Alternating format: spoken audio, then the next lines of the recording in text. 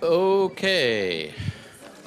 If you could find your seats, and we'll get underway. We have a busy day, and actually we have a remote presentation coming in, so we need to stay sort of on schedule here. So nice to see you all here.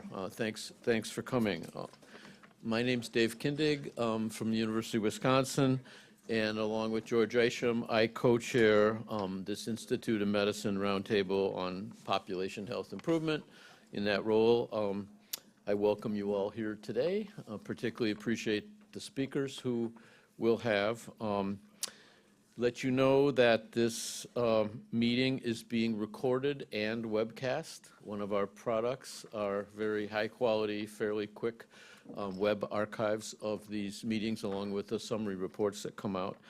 And we welcome those remotely who are joining the webcast live, and we will take questions from you as time permits. So this roundtable, we're in our third year, provides a trusted venue for leaders from the public and private sectors to meet and discuss the leverage points and opportunities arising from changes in the social and political environment for achieving better population health. The Roundtable's vision is of a strong, healthful, and productive society which cultivates human capital and equal opportunity.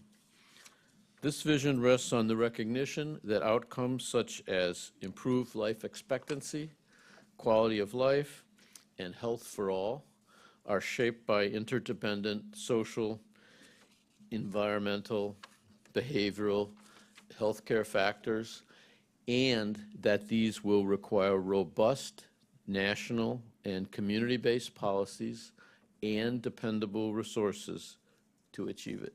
That's what we're about. Thank you for joining us in that journey today. As one of our major activities, this roundtable sponsors workshops for members, stakeholders, and the public to discuss issues of importance in improving the nation's health. Today's workshop is about measuring health broadly and its determinants. We will highlight several examples of measure sets and tools currently being used and in development.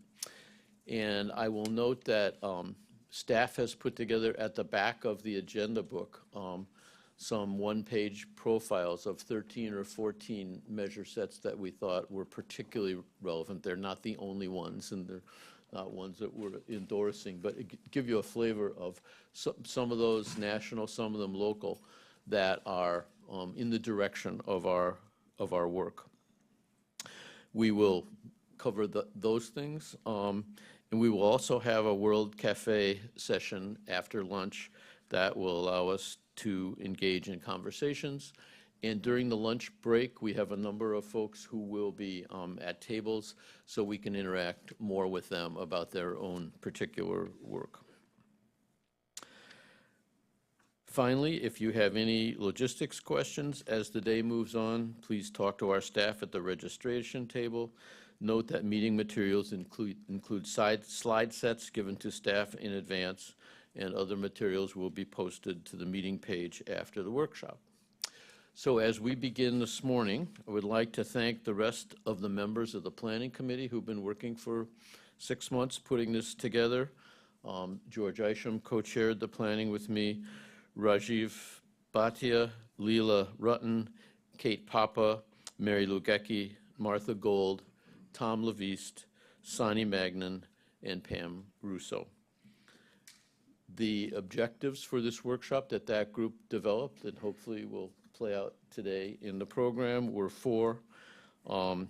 Highlight existing and emerging population health metric sets and explore their purposes, areas of overlap, and gaps.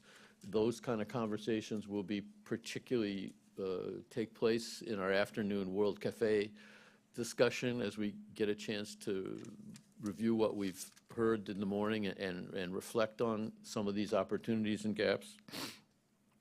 Highlight population health and the second objective, highlight population health metrics with attention to equity and disparities.